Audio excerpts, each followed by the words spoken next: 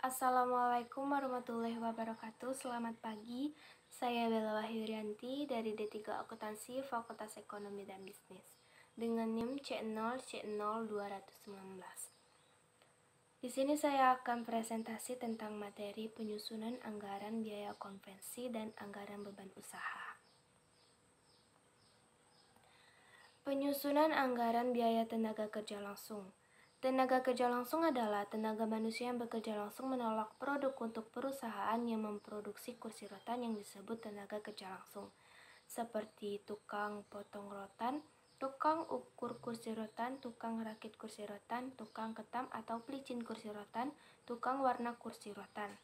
Adapun tenaga kerja tak langsung adalah tenaga kerja manusia yang ikut membantu menyelesaikan produk seperti mandor, manajer produksi, penyediaan, dan lain-lain.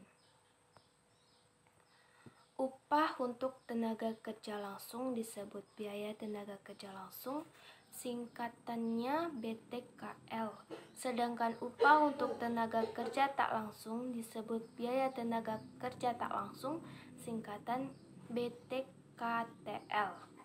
Biaya tenaga kerja tak langsung merupakan salah satu unsur dari biaya overhead pabrik atau singkatan BOP. Anggaran biaya tenaga kerja langsung meliputi taksiran keperluan tenaga kerja yang diperlukan untuk produksi jenis dan kuantitas produk yang direncanakan dalam anggaran produk. Anggaran biaya tenaga kerja langsung merupakan salah satu unsur dari harga pokok produk. Biaya tenaga kerja langsung standar per unit produk. Biaya tenaga kerja langsung standar per unit produk terdiri dari jam tenaga kerja langsung dan tarif upah standar tenaga kerja langsung. Jam standar tenaga kerja langsung dapat ditentukan dengan cara 1. Menghitung rata-rata jam kerja yang dikonsumsi dalam suatu pekerjaan dari kartu harga pokok periode yang lalu. 2. Mencoba jalan operasi produksi di bawah keadaan normal yang diharapkan. 3. Mengadakan penyelidikan gerak dan waktu. 4. Mengadakan taksiran yang wajar. 5. Memperhitungkan kelonggaran waktu untuk istirahat.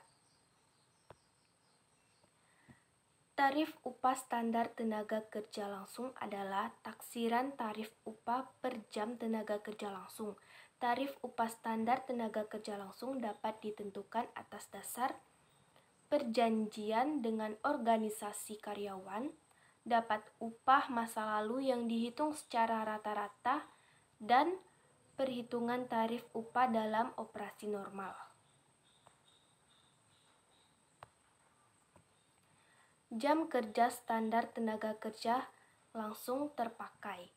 Untuk menyusun jam kerja standar tenaga kerja langsung terpakai atau JKST, diperlukan data anggaran produk dan jam standar tenaga kerja langsung atau JSTKL. Rumus yang dapat digunakan dalam menyusun jam kerja langsung tenaga kerja langsung terpakai atau JKST adalah sebagai berikut. JKST sama dengan 2P kali JSTKL. Dan keterangannya JKST, jam kerja standar tenaga kerja langsung terpakai, P unit ekuivalen produk, JSTKL, jam standar tenaga kerja langsung. Anggaran biaya tenaga kerja langsung. Anggaran tenaga kerja langsung merupakan perencanaan rinci mengenai biaya tenaga kerja langsung yang akan dibayarkan dan disusun berdasarkan departemen produksi untuk periode yang akan datang.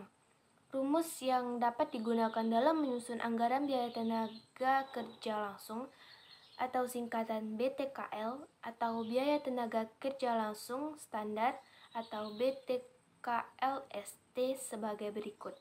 Anggaran BTKL sama dengan JKST kali TUST atau P kali BTKLSP.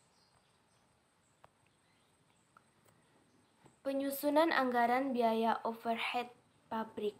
Biaya overhead pabrik atau BOP adalah biaya pabrik selain biaya bahan baku dan biaya tenaga kerja langsung.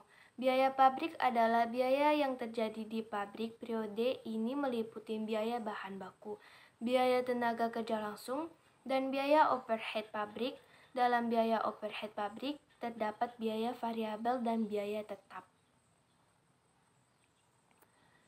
Ilustrasi penyusunan anggaran biaya overhead pabrik.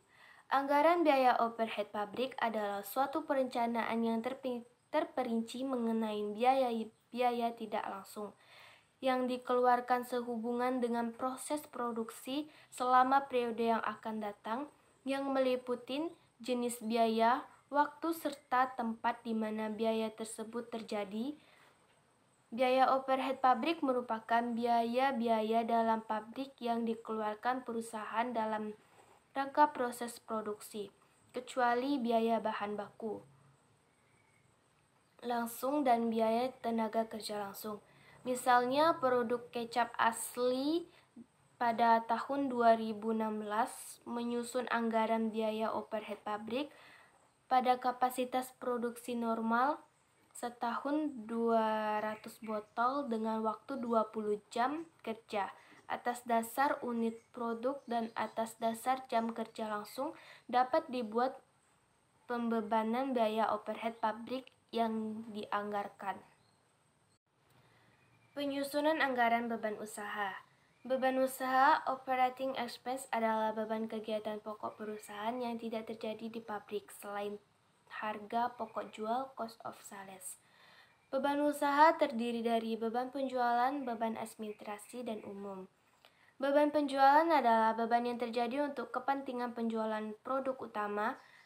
Beban penjualan ada yang bersifat tetap, tetapi ada juga bersifat variabel. Beban penjualan variabel, contohnya beban komisi penjualan, beban penghapus piutang, dan beban pernik penjualan. Beban penjualan variabel besar kecil yang dipengaruhi oleh kegiatan penjualan. Semakin banyak barang yang dijual, semakin besar beban penjualan variabel. Menyusun anggaran laba rugi. Anggaran untuk laba rugi merupakan perencanaan laba atau rugi yang nantinya diprediksi akan diperoleh dari anggaran penjualan, produksi, beban operasional, dan biaya produksi yang nantinya akan ditanggung oleh perusahaan pada satu periode anggaran tertentu. Secara lebih sederhana, anggaran laba rugi merupakan sejumlah laba dan atau rugi yang ingin diperoleh oleh perusahaan. Anggaran laba rugi merupakan salah satu jenis anggaran yang harus dibuat oleh suatu perusahaan. Dan untuk anggaran lainnya seperti anggaran piutang, anggaran kas, anggaran penjualan, dan lain sebagainya. Adapun cara atau metode untuk menyusun anggaran laba rugi. Metode a posteriori. Metode ini merupakan metode penyusunan anggaran laba dan cara menetapkan laba sesudah proses penetapan rencana keseluruhan. Metode a priori adalah metode ini jumlah laba yang diinginkan ditetapkan terlebih dahulu sebelum proses perencanaan secara keseluruhan. Terakhir, metode pragmatis adalah metode penyusunan anggaran laba di mana jumlah laba yang direncanakan berdasarkan standar tertentu yang sudah diuji secara empiris. Baiklah, mungkin itu yang bisa saya sampaikan. Maaf jika ada salah kata atau pengucapan saya yang salah. Saya ucapkan terima kasih. Assalamualaikum warahmatullahi wabarakatuh.